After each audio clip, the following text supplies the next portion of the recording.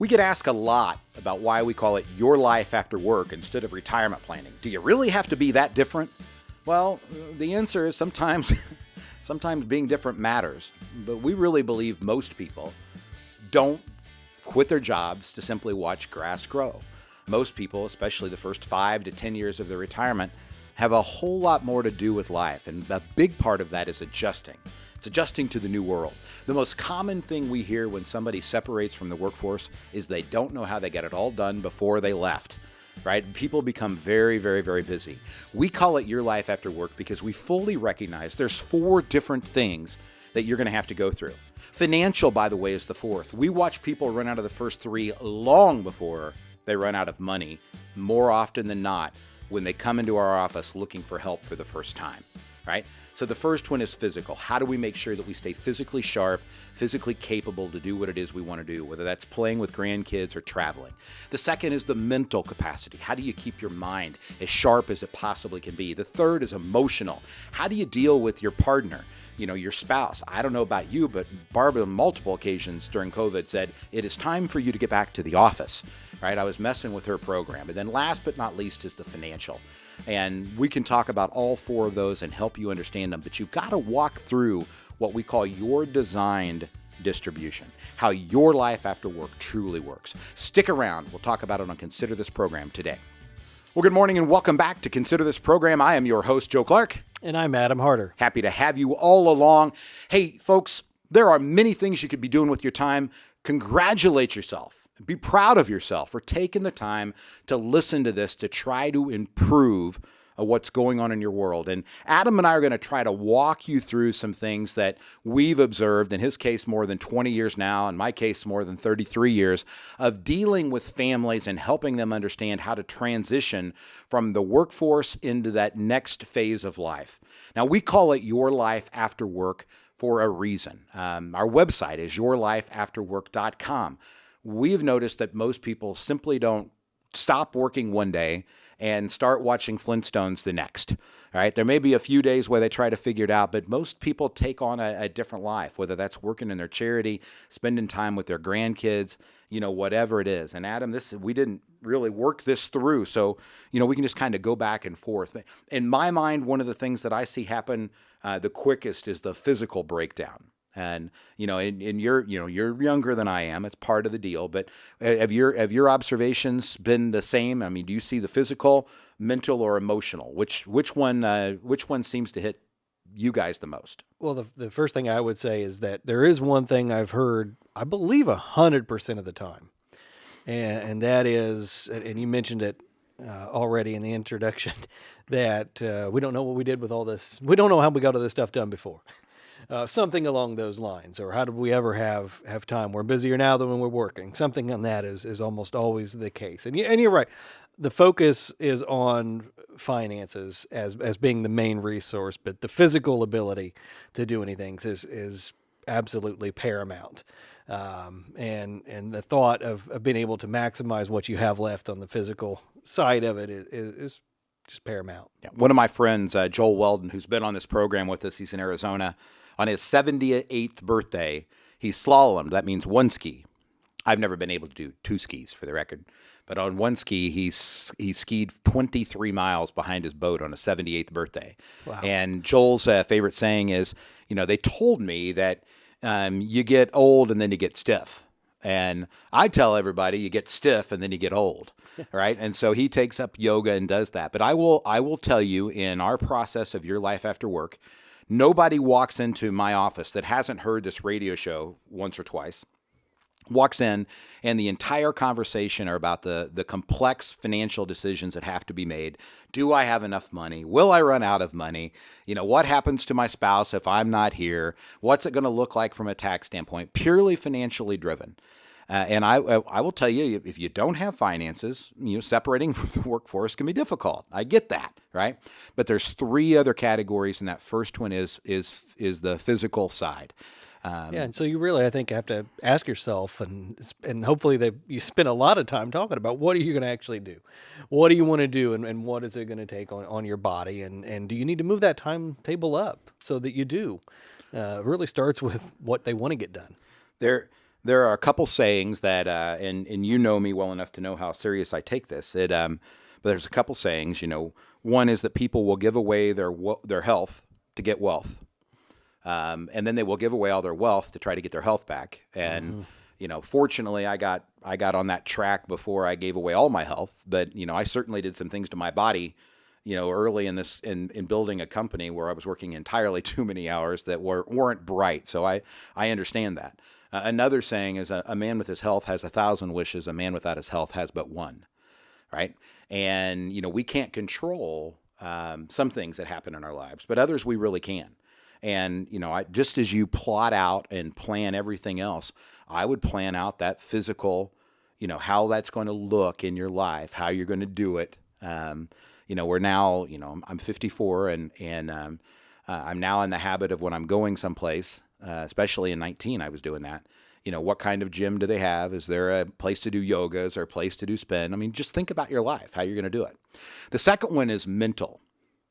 And, Adam and I live in a highly intensive, complex decision-making life where, I probably read as much as anybody on the team, but it's every bit of 15 to 20 hours a week, where my head is buried either in emails or books that I feel like I have to read to be able to do my job.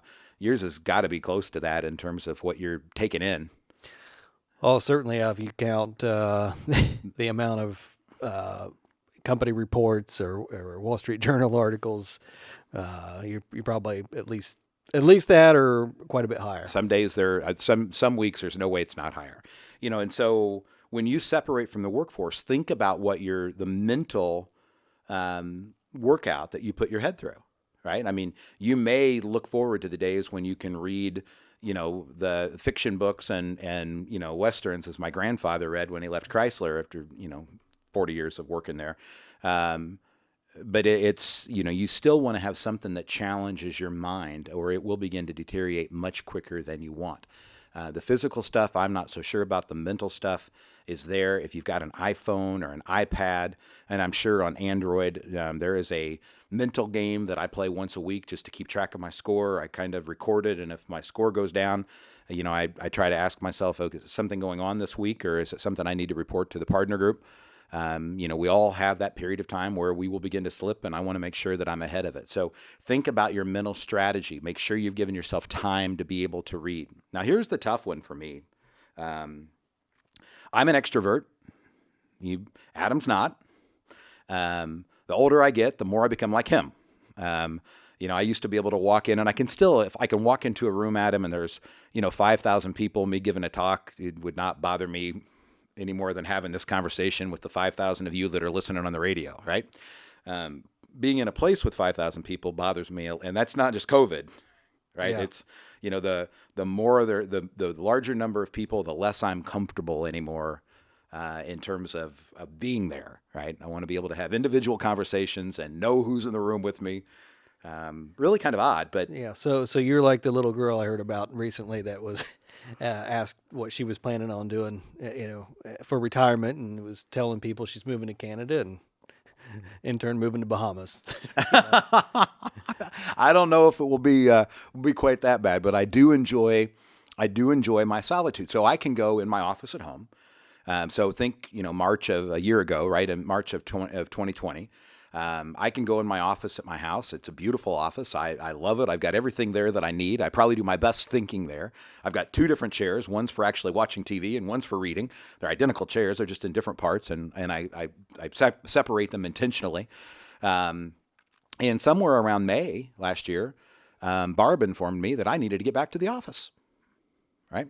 And part of that emotional separation when you leave the workforce really is understanding there's a difference between what you want to do and need to do and what your spouse or your partner is going to experience while you're coming in. You have to respect their rituals, their program, if you will, of how they've got their lives set up and designed. And, COVID kind of took that away from an awful lot of people.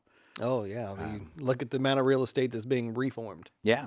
I would leave home back then, it was very common to be at the office by 7:30, and come home at 6 and be done. Right. And now I'm not always done. And that's my fault, not anybody else's fault, but it just kind of happened. So the financial aspect, what we're trying to get here is just figuring out that fourth thing.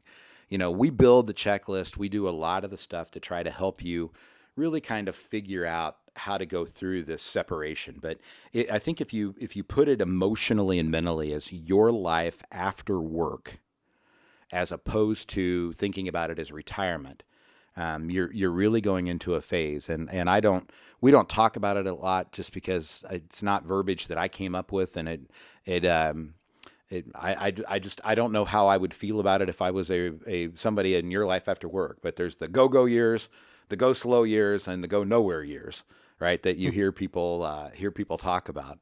And I will tell you, when you go to retire, and Adam can tell you this from an economic standpoint, nationally at age 65, discretionary spending begins to slow down. That was the last numbers that I saw were the same numbers that I saw in 2000, by the way. That hadn't changed. When Adam and I run the numbers for the Financial Enhancement Group, you can see it at 68, just like clockwork, right? That things just begin to slow down in terms of social distribution. Tends to be one of three reasons. People can't get away from their grandkids. That would be the good one. They can't get away from the doctor. That would be the bad one. Or the comfy couch just feels too comfy, right? Yeah. And I mean, we've had this conversation from an investment standpoint. When you talk about the economy returning to what it was, I wonder how many people have found the couch more comfy now than they have in the past. And yeah, there's going to be definitely that segment, because it just happens where you have slowed down, whether you wanted to or not. In 2019, I averaged 7 nights a month in somebody else's bed. And I have not been on a flight since February of last year, of 2020. This week, I'm getting on my first one. And, where it used to be like clockwork, I would get there 5 minutes before the door shut, and, I had everything figured out, and, I'm trying to figure out what I need to pack, all these things that people who don't travel a lot have to go through.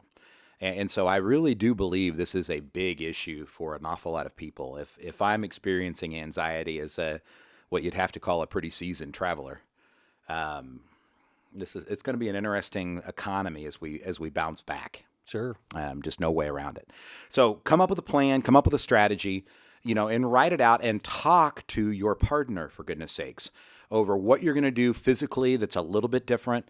They may be looking at it like, I've suddenly got my spouse back for 24 hours a day, and you may have a program set in sign where you're reading for an hour a day and working out for an hour a day, or golfing for 4 hours a day. They've got one view and you've got another view, and you really want to be on the same page with this as quickly as you can. So when we talk about the retirement practice year, which is something financially we help people go through, you can find out more about that at yourlifeafterwork.com. Get signed up for a Next Steps meeting, or call us at 800-928-4001.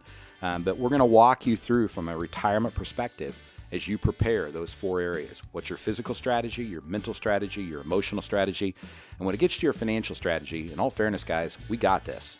We've done it for a long time for a lot of people with a lot of money. 800-928-4001.